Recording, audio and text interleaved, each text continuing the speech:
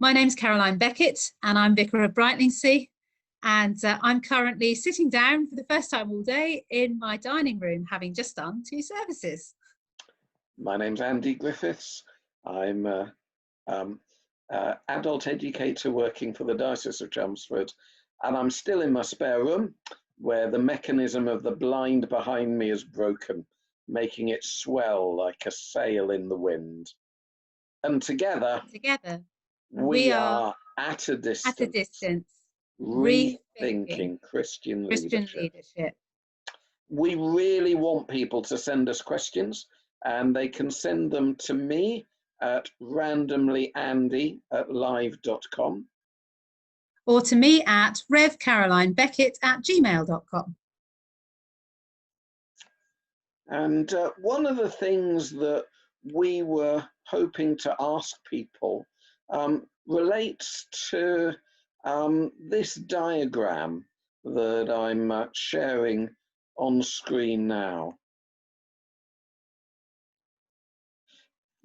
The idea is that some things before the virus we need to stop doing. So there are pre-virus things that we need to start doing again, and there are virus-tied things that were temporary, and virus-tied things that we've discovered actually are helpful in the new normal. Definitely. And for us in Brightlingsea, one of the things that we were not doing and now are doing because of the virus is online church. And that is something that we've discovered has reached a whole group of people that we were not reaching, and has also made life easier and more joyful for others. And therefore, that's something that we're going to keep. There are 1 or 2 groups that we were keeping going pre-virus that we might allow to die a quiet death post-virus to give us more energy for other things. And I think for some of the temporary things that we've been doing, so we've been doing community volunteer groups that have been collecting things for people and doing people's shopping and what have you. And I think we'll probably put that down, because in the longer term that would foster a lot of dependence, and those will transform hopefully into life-giving relationships in other forms that aren't just about meeting an immediate physical need. So we're hoping that those will transform rather than stay the way that they are. And some of the old practices that we really want to get back to, things like meeting together for Bible study, even though it looks different, we really, there is a real hunger to get back to that. There is a hunger to get back to communion in whatever form we can do. And there is a real deep hunger in my congregation to get back to their community cafe on a Saturday morning where so many relationships were strengthened. So those are the things we're really holding out to be able to do again. And the biggie, I suppose, for me personally in all of this is just the awareness of the digital and how very important it is for those people who can't naturally access church the way it used to be. And this is a hobby horse of mine and has been for a while. But I think what the virus has done is enabled me to find the time. And we often find this in community organising and in life in general, that actually the things we feel are our priorities aren't always reflected in how we spend our time, energy and money. And what this pandemic has enabled me to do is to clear in my diary enough space to do really well the things that I had wanted to do for a long while, but actually had been sort of crunched under by the other things that were about keeping the institution going. So I've been enabled to make the choices that really I probably should have made years ago. And now I don't want to let go of those in the light of all this. Thank you. So today we're talking about the 5th stage of community organising, and we've called it Enabling Others to Take Their Place at the Table, which dovetails neatly in with what I was just saying about disability and digital and accessibility. And you weren't here for episode 17. Sorry about that, yeah. And I was joined by Matthew Bolton from Citizens UK, and he talked about self-interest and about power and about getting people a seat at the negotiating table. Did he say, if you don't have a seat at the table, you're probably on the menu? Oddly enough, he didn't say that, but it did very much underpin a lot of what he was saying, which is just how important it is for people to be represented, to have a voice, and more importantly than all of that, to represent themselves and tell their own stories. No, absolutely. So one of the things that sort of comes out of this is this issue of digital access. So we've been thinking, Andy and I, about what tables we feel we would need as community organisers to have a seat around going forward, where our voices might need to be heard in order to get some justice happening for various groups of people. And one of those is around digital access. So I've been involved in fundraising for African families in the UK, for example. On the back of the Black Lives Matter movement, we decided not to march, but instead to have a listening time with members of the Black community and say, what would you like us to do? What would have the most meaning for you? And they said, well, actually, our basketball team can't practice because they can't afford 12 quid for a basketball. And some of our young people can't do their homework because they have no access to a computer, because there's one in the household maybe and it's used by parents for work. So they haven't got equal access compared to their peers. So we did some fundraising, but fundraising isn't community organising. Fundraising is a stopgap, but it is a doing unto. And so what we're looking at is, what can we do together? How can we work together on this? There are also a lot of older people who didn't have digital access, and a lot of people who their well-being has very much been dependent on the strength of their internet signal and how much data they can afford to buy. And that really does create a very uneven playing field. So lockdown has not been the same for everybody. And that is something that we desperately need to address going forward. So I would like a seat at those tables, and I would like to put certain people in seats at those tables who have the stories to tell that are very powerful stories. Yeah, no, I'm sure that's right. I mean, one of the things that comes to me is the issue of the real living wage. So Citizens UK, which is the UK home of community organising, has been involved in a commission that set a level that we think the living wage needs to be set at in order to give people a quality of life that is livable. Now, every Thursday night for the first half of lockdown, we were all outside applauding key workers, and that's great. But I suspect key workers, even more than our applause and badges, would like to be paid the living wage, and an awful lot of them aren't. So I'm hoping that community organisers can help those people get to the tables and sit down with those who directly or indirectly end up paying their wages. What else is in your mind, Caroline? I think I'd like to make things a little bit more bite-sized, because the living wage is a national issue. It's something that Citizens has campaigned on for a long time, and there are national and local things we can do around that. But speaking very locally, one of the things that I have noticed is that as a whole, as people, we tend to shy away from the people who complain. Complaining is not attractive, it's not particularly comfortable, and often you'll get people who go on social media and they have a good old rant. And the temptation is to either ignore it, because we don't need that kind of negativity, things are difficult enough, or to be one of the shushers who say, shush, people are doing the best they can, you know, shush, stop being so negative, shush, think about this instead. But actually, if you look at some of the complaints that are being made, even if they're being expressed in very unpleasant terms, we had somebody who went on one of our local social media groups and said, you know, I'm self-employed. I've had nothing. I've had no help. I've had nothing at all, because I haven't been self-employed long enough to qualify for anything. And immediately the shushing started, you know, well, all of these things have been done. And he responds with, well, yes, but none of it's been done for me or people like me. And I have got nothing. I've got a family and I've got nothing.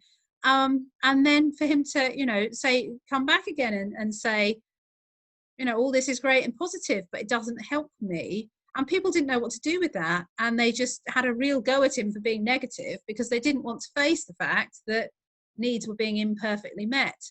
And there were other posts that were sort of similar, and people posting about things like bin collections and clearances and what have you. And so for me, what came out of that was, how much do we know as a church about how our money is being spent by our local council, how our money is being spent by our county council, and how our money is being spent, you know, on a wider scale? We all pay our taxes, but actually, how knowledgeable are we? And how much can we influence where that money goes? And the first step is knowing enough about it. So maybe perhaps you have in your congregation people who've been on councils or who have that kind of knowledge. If you don't, who could you talk to find out? Even something as simple as, if somebody complains that they're a frail elderly lady and their bins haven't been collected at all during lockdown and now they have rats, what would you do as a church? Who would you even know who to speak to get that sorted? And so I think the table that I would like a lot of us to have a seat around is that local table of, you know, where is the money spent and how can we influence that? When will our libraries open for those who are really desperate to get back to the library because they can't just download books on a Kindle? And, you know, they've been starved of reading. So all of that, I think, is an area that churches should dig into and should look at. Absolutely. And the other thing I was going to say in terms of specific issues is mental health services. Let's be honest, after lockdown, there will be more call than ever for mental health services. And yet funding has been cut for quite a period of time. So how does that look? It may actually be that underfunding mental health services is one of the key issues about injustice in our society in the coming months. And so maybe some of us need to enable the right people to be at the right tables in order to tell their stories about that. But we've talked about the table in lots of ways. The final stage isn't just about the negotiating table, important as that really is. It's about getting people to all the places they need to be. Inside an organization like a church, that means enabling broad-based structures. We can use several terms for that. We can talk about flat teams or democratic structures or distributed leadership or collaborative leadership. And this isn't an add-on, it's fundamental to community organising.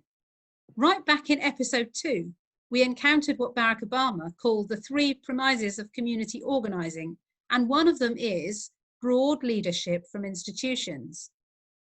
That a viable organisation can only be achieved if a broadly based leadership, and not 1 or 2 charismatic leaders, can knit together diverse interests. Of course, he isn't using the word charismatic in a religious sense. No, he's talking about top-down leaders who think they've got the vision, and other people just have to get on the bus and go where they drive, rather than following the process of community organising, community building, and then listening, and then local planning, and then action through public storytelling, then ensuring that everyone has a seat at the table. The other great community organising joke, alongside the "you're probably on the menu," is the only thing you can successfully build top down is a whole. And Andy, I hear you have a seat empty at meetings. Well, occasionally I do, yes. And now that we're online, it doesn't make any sense to have an empty chair. So I have actually on one occasion for a meeting had, I've had my tablet logged into the Zoom call as well as my laptop, and my tablet I enabled with the name Jesus, turned the camera off and muted the tablet, so there was Jesus on a screen in the meeting, doing very much the same thing as having an empty chair would do. So to explain that a little bit, I'm afraid that, like several of the things that I do, this comes from the mid-18th century Moravian church history, like love feasts and Christingles. Go on. Okay, so in 1747, the Moravians, that's a group largely of refugees, originally in southeast Germany, the Moravians were trying to elect a new chief elder. And in ballot after ballot, they were getting nowhere, until some of the members got the impression that Jesus wanted to be their chief elder. And presumably he wasn't on the ballot paper. Well, he wasn't, but they wrote him in, and then he won. And that's why to this day, there's usually a seat of honor at the front of Moravian churches left empty for Jesus to sit in. And sometimes the seat of chairperson at meetings is left empty as well. But presumably someone still chairs the meeting. Someone who isn't Jesus, I mean. Yeah, but the hope is that they chair that meeting as a flat team, not as a hierarchy or a triangle, with everyone around the table contributing as an equal. I bet your meetings last a really long time.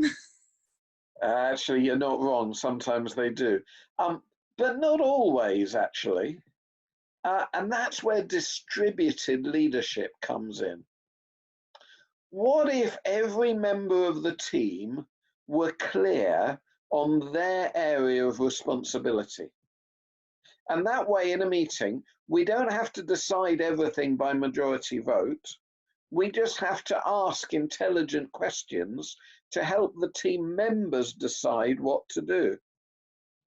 Typically, you'd start a meeting with what we call rounds, which is you go around and each person tells us something about how they're doing, how their area of responsibility is doing. Sometimes we ask a sillier or more thought-provoking question for the initial rounds.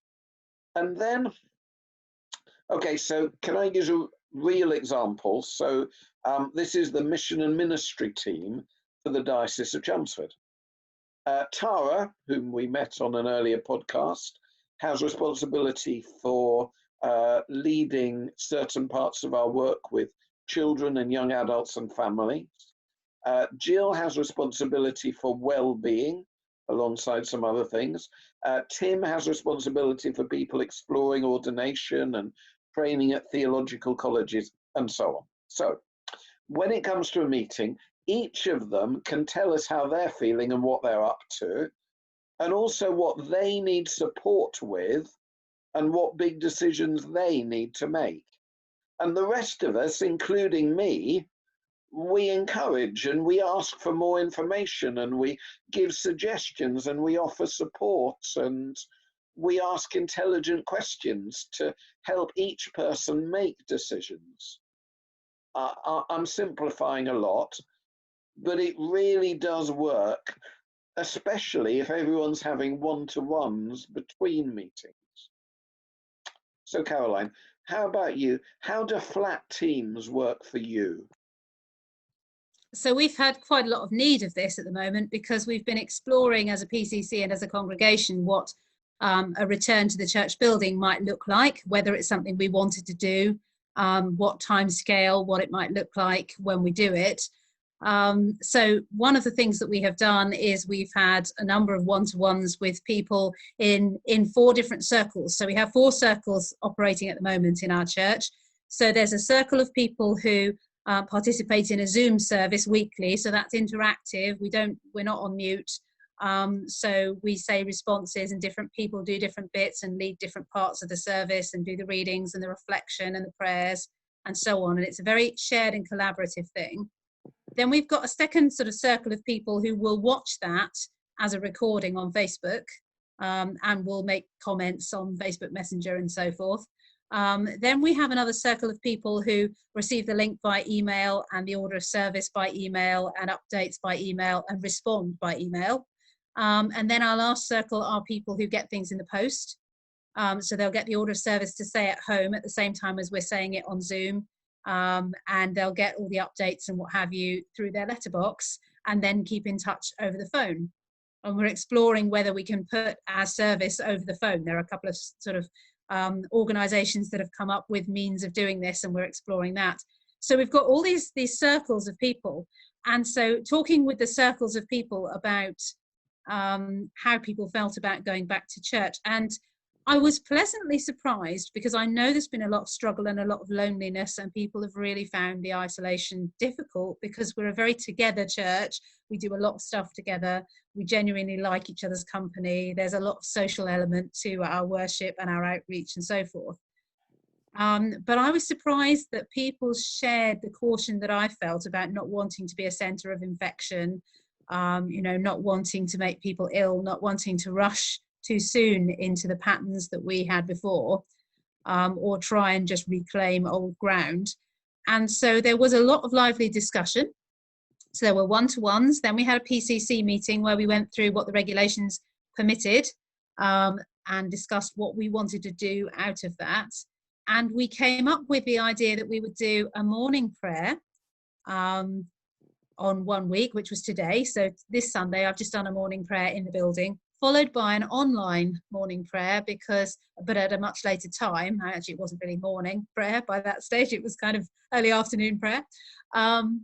So that we managed to keep meeting the needs of the two groups, those who felt they could enter the building in a socially distanced way, and those who felt that they really didn't want to take that step yet. And then we're going to have an evening prayer in 2 weeks' time, which gives us time in the middle to have a PCC meeting and to reflect on how the first one went, and to refine on the way that we're working. And the reason we opted for a morning and an evening was because some members felt that everybody should have the opportunity to go at least once, and some people were shift working and therefore couldn't do a morning, and how heartbreaking it would be if you were one of those people and church was open and you missed it. So there is a lot of thinking now around who's excluded, how can we make sure that we include as many as possible.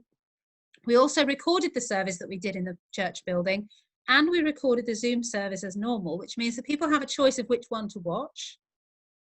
They can watch the one in the building, or they can watch the one that was more interactive and just our faces on the screen. And then going forward, we're looking at what would be a sustainable pattern of ministry. And I was talking with my standing committee and various others in one-to-ones, and what came out of that conversation was, we long for communion, we want to do communion, but one, we don't want to do it until we can reasonably guarantee that it's as safe as we can make it. And two, we don't want to do communion in church until we can do home communions as well. Otherwise, what we're saying is, if you are well and healthy and strong and young, you can have communion, and if you're not, you miss out. And they said, we're not willing to travel on that next step without those people. So we will wait until we can do it together.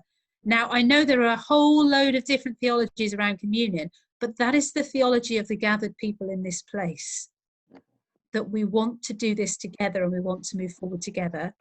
And we don't want to do it knowing that our joy will be their exclusion and hurt and increase their loneliness. We would rather wait until we can include people in all four circles.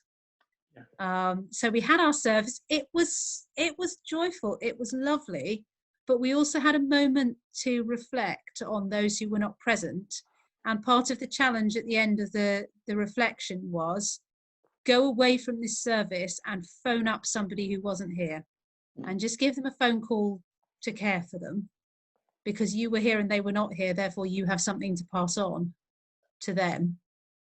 And it's about that kind of flat responsibility of everybody for pastoral care, rather than pastoral care being the responsibility of the vicar, because I can't make 200 phone calls a week. I can't. But the church can. The church can make 200 phone calls a week because there are a lot of us, but it can't all be done by me. So that's where we've been. And we have really been reflecting about the fact that this journey has been different for different people. And we need to be really mindful of the fact that what we're celebrating, if we're in the building for the first time and seeing each other, others are missing out on, and how might it feel and what might the thinking be for them. Absolutely. Have you got a poem, Caroline? I have indeed. It's called Emergence, and it comes out of, I wrote this after the PCC meeting that we had, and after the conversation that we'd had around, you know, what we do and who we include. It goes like this. If I had thought to draw temptation's face, I'd not have drawn the sun. Yet now I see temptation's not a dark and slithering race, thrilled with disaster, secrets and debris. It is a barefaced stroll, a sun-baked free stretch out beyond the walls of your safe space. A laugh, embraces as defiance. Me the exception, me the immortal, me. Erase reminders of our loss. Revel in wealth, survival, summer, worship, travel, health. We made it. We. But while I have become, by lottery, part of the we who won, my arms outflung in freedom's celebration become the walls of your incarceration. Wow. And it comes very much from the number of people who've said, we want to come out, but because everybody else has gone so far beyond, we don't feel safe to come out because nobody's wearing a mask anymore and nobody's keeping distance. And therefore we are more trapped now than we were at the start of lockdown, even though the media is telling us we're more free. And I thought that was a real profound and troubling reflection on where we are. Thank you. So our next conversation will be our last but one, and we'll be talking about evangelism. And I'm excited to say we'll be joined by Gemma Fraser, who's priest in charge of St. John's and St. Luke's churches in Old Molsham and Molsham Lodge and Tylekiln. And I'm really looking forward to that. Thank you for listening. And don't forget to send us your questions and comments for next time. We've been at a distance, rethinking Christian leadership.